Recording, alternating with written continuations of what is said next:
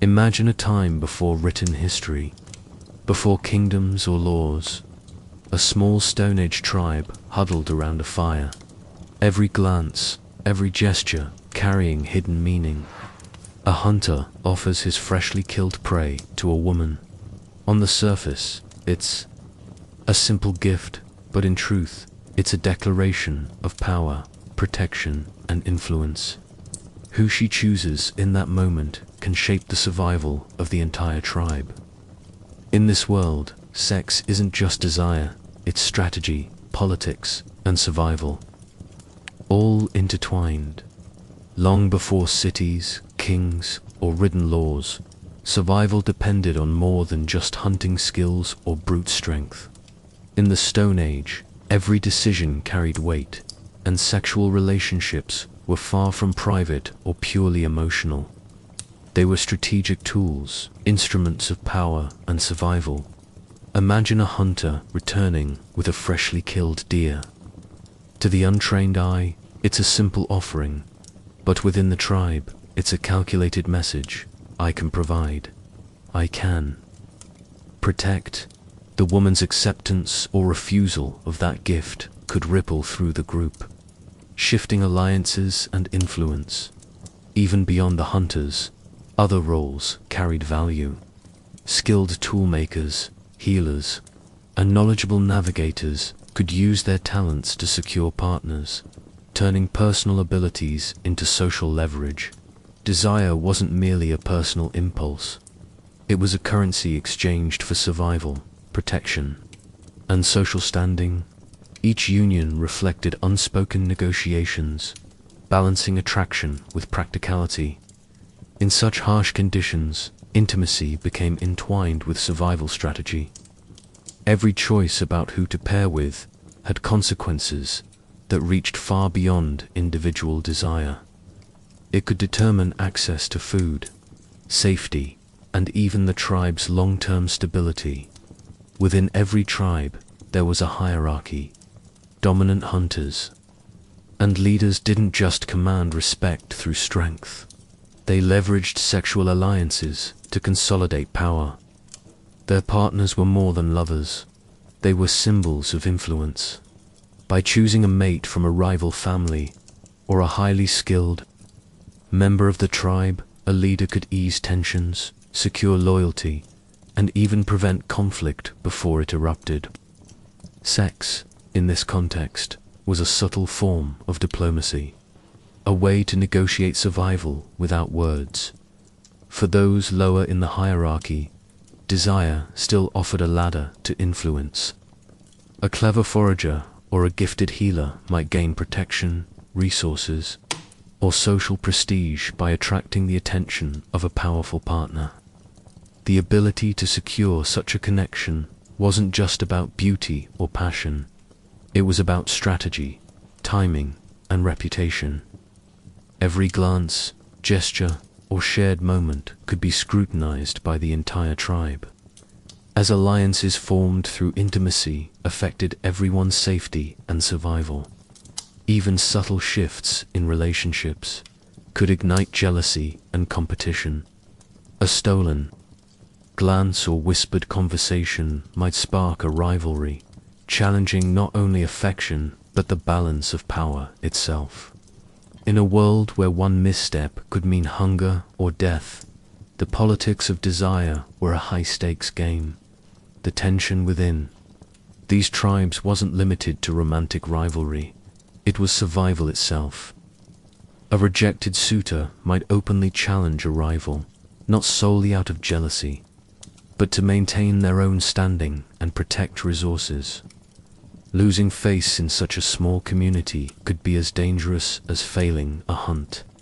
Every relationship carried weight, with consequences that rippled through the entire group. Elders often acted as the stabilizers of these social dynamics. They might intervene in unions, pairing hunters with skilled foragers or mediators, not for love, but for the greater good of the tribe. These decisions ensured that food was shared, defenses were strong, and trust remained intact.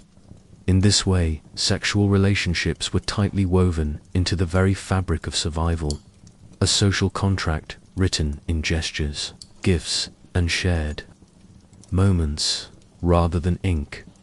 Yet, despite these calculated moves, genuine connections still emerged. Laughter around the fire, acts of care during hunger, or shared vigilance against predators forged bonds that strengthened cooperation. Love, though always shadowed by strategy, became a tool for resilience. In the Stone Age, intimacy was never just intimacy. It was power, survival, and influence, all intertwined, a hidden history that would shape humanity long before kingdoms or laws existed. As tribes grew larger, the stakes of relationships evolved. Sex was no longer just an expression of desire. It became a currency for survival and influence. Leaders and dominant hunters often formed multiple partnerships, not purely for passion, but to reinforce their authority. Every union was a silent negotiation, a treaty secured through intimacy, signaling loyalty, access to resources, and a strengthened defense against rival groups. For many, power was measured not only by strength, but by connection. A skilled toolmaker, healer, or hunter could elevate their social standing simply by forming alliances with influential partners. These relationships were strategic, with each participant weighing the benefits, protection, food security, and social leverage. In this environment, desire was tightly interwoven with pragmatism. Every glance, every shared meal, every whispered conversation carried layers of meaning that could affect the entire tribe's survival. Even in these calculated exchanges, passion and genuine connection weren't absent. Couples could share laughter around the fire, provide comfort during shortages, and face dangers side by side. But in every moment of tenderness, the underlying social structure remained. Intimacy was never isolated from strategy, and every choice had consequences that could ripple through the tribe. Conflict and jealousy were constant threats in this delicate social ecosystem. A rejected suitor or a rival partner could ignite disputes that destabilized the tribe. Unlike today, where personal matters often remain private, every intimate choice in the Stone Age had public consequences. A single misstep could fracture alliances, spark violence, or shift the balance of power overnight. Losing face was as dangerous as losing a hunt. A damaged reputation could mean starvation, exclusion, or even death. Tribal elders understood this precarious balance. They often intervened, arranging unions not for love, but for the collective survival of the group. A hunter paired with a skilled forager, a healer aligned with a dominant leader. These decisions were strategic moves on a living, breathing chessboard of human relationships. By orchestrating these partnerships, elders could secure loyalty, prevent bloodshed, and ensure the tribe's continuity. Yet, human desire often defied even the wisest plans. Hidden attractions, secret rendezvous, and forbidden liaisons emerged despite the rules. These clandestine connections were risky, but also illustrated a timeless truth. Passion and strategy could coexist, and even in the harshest survival conditions. Human emotion was persistent, unpredictable, and sometimes transformative. Even with calculated alliances, uncertainty always lingered. Environmental challenges, failed hunts, harsh winters, or sudden predator attacks could undo carefully arranged partnerships. A strong bond today could crumble tomorrow if survival demands shifted. This constant unpredictability meant that flexibility was just as valuable as power or skill. Those who thrived were the ones who could balance affection with pragmatism, loyalty with adaptability. Emotional bonds, however, were not insignificant. Genuine partnerships often formed alongside strategic alliances.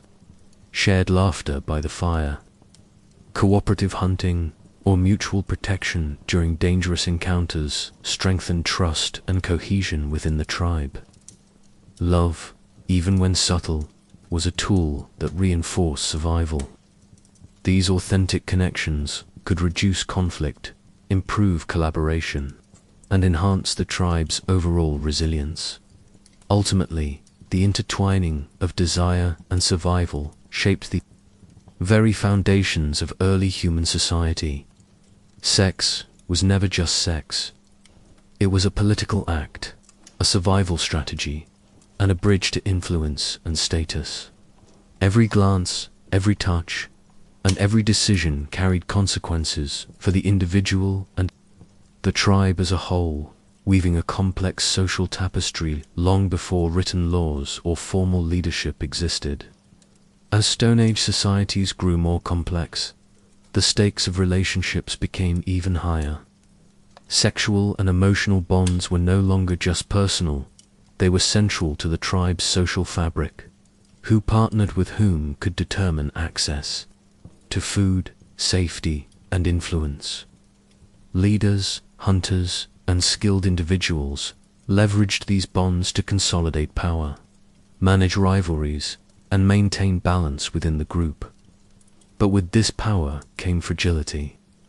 A single misstepper, rejected suitor, a whispered secret, or an unexpected alliance could destabilize the entire tribe. Jealousy and ambition often fueled conflicts, turning private matters into public crises. Survival required not only physical strength, but also keen social intelligence. Individuals had to navigate desires carefully, balancing personal attraction with strategic consideration. Even in these high-stakes interactions, moments of genuine intimacy persisted. A couple's shared laughter around the fire, protective instincts during hunts, or quiet exchanges of comfort during harsh seasons revealed that emotion and strategy were never entirely separate. Early humans understood that while alliances could secure survival, authentic bonds were essential for cohesion, trust, and ultimately, resilience.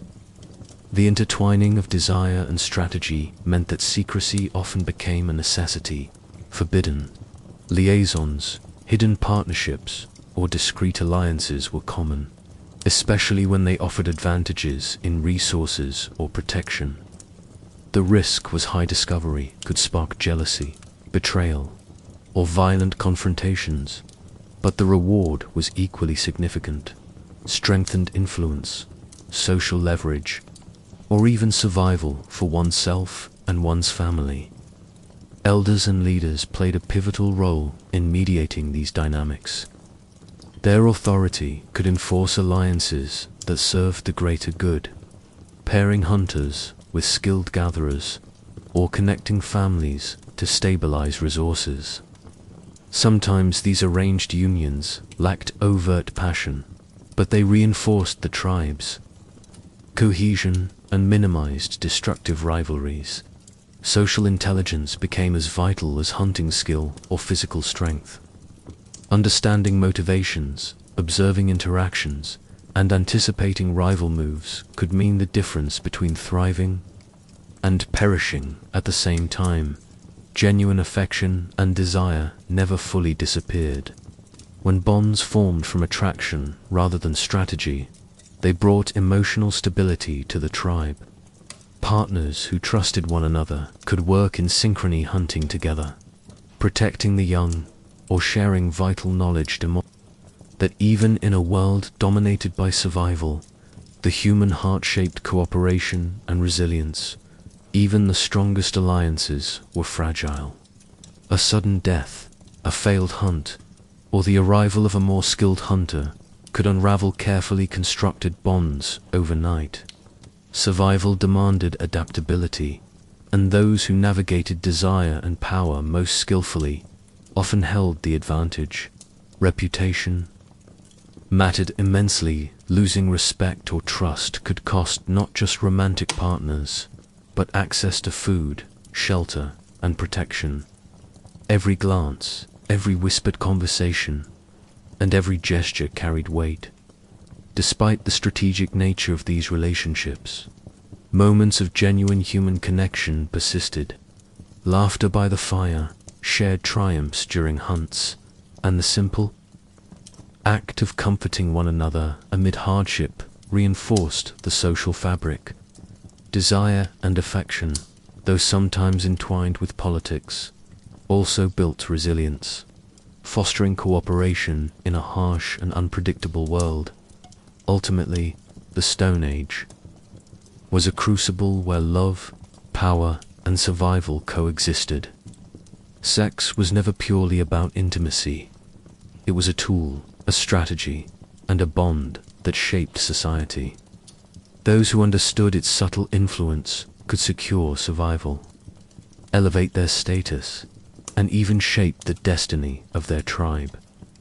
In the end, desire was not just personal, it was a cornerstone of early human civilization.